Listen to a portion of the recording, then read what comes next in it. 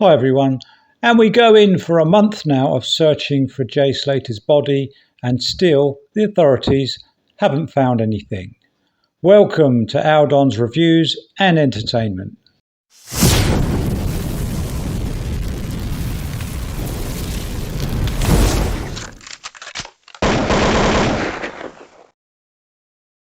Okay, and thank you for tuning in to this true crime story. Now, it is ongoing and it is going on. I think it'll go on an awful long time. I don't think Jay's body will be found, I'm sorry to say, and I feel sorry for the family, but a month without water, without food, and inadequate clothing, it is probable that Jay wouldn't be alive and wouldn't be able to survive outside with those type of temperatures.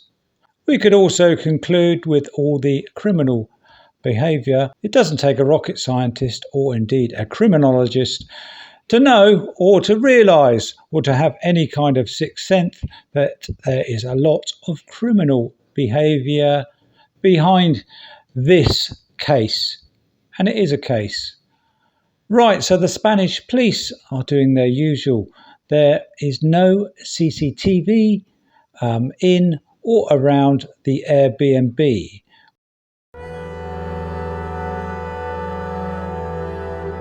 We've seen pictures and we've seen photographs and we've got videos of the Airbnb and also confirmation from the Airbnb owner that it doesn't contain any CCTV.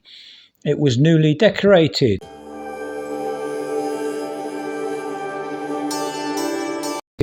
We have this photograph, this strange photograph of supposedly Jay holding a cigarette with a blanket around him, and he appears to have 3 or 4 feet underneath him.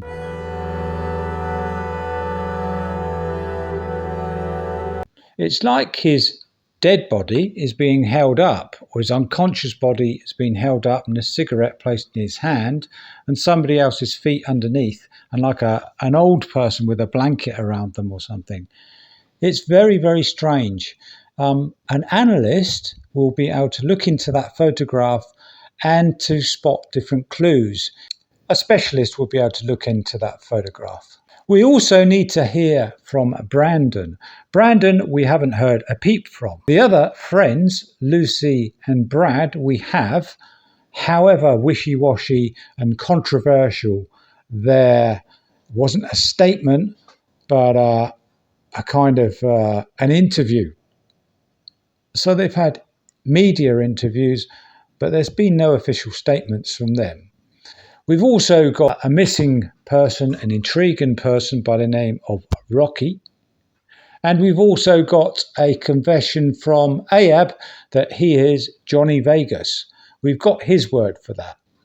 We've also got the fringes of people. So we've got Sam Walker, although I do apologise because I think I did make it clear that he isn't into crime anymore. He's helping people in Sierra Leone, building something, I gather, building shelters. But I did say that he may not be connected in this, but he does appear to know the people that are connected.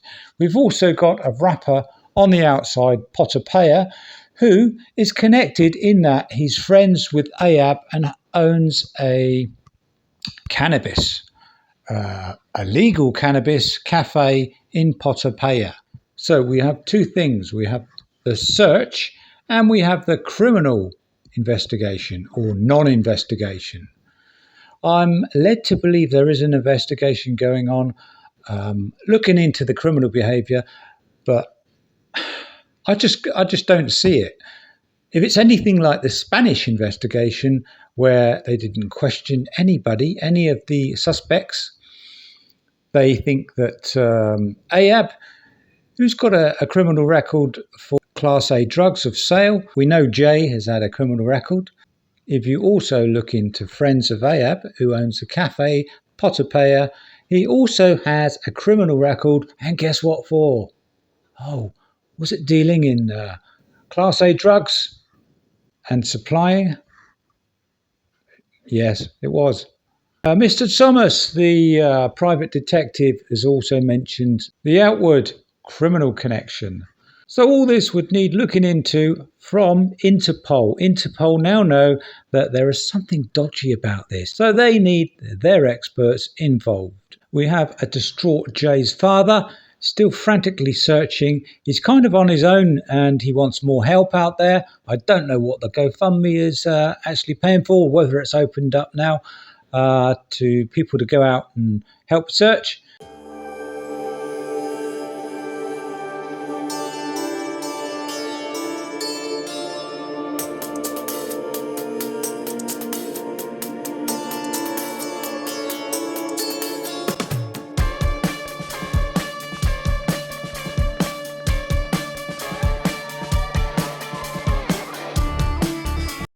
I'd use dogs. So dogs can be very useful. I believe they have been used, but not thoroughly. I think they're called off the search now. So they would be able to go through all the gorse bushes.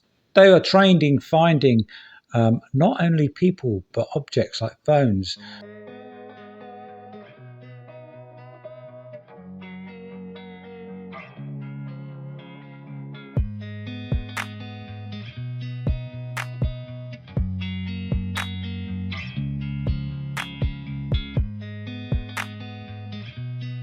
It's kind of a different kind of smell to a phone, but they can find phones and different objects, clothing, and things like that.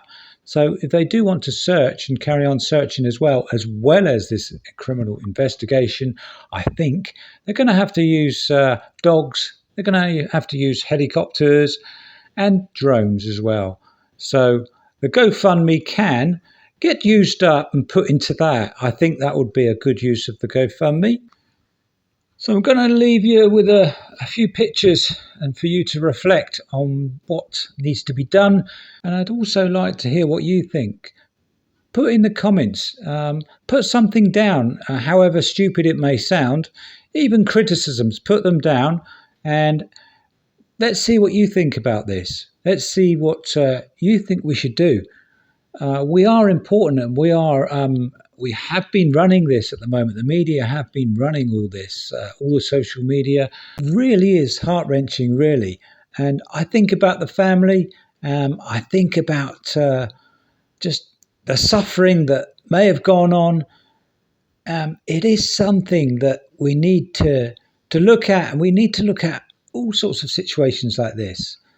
And also, hopefully, this type of thing will go towards making it not happen in the future.